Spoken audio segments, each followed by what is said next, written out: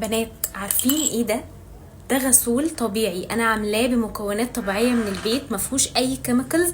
غسول للبشره بجد تحفه. عايزه اقول لكم انه بيشيل الدهون من البشره، بيشيل الخيوط الدهنيه. واقول لكم بقى على المفاجاه، انا عاملاه بمكونين 2 بس.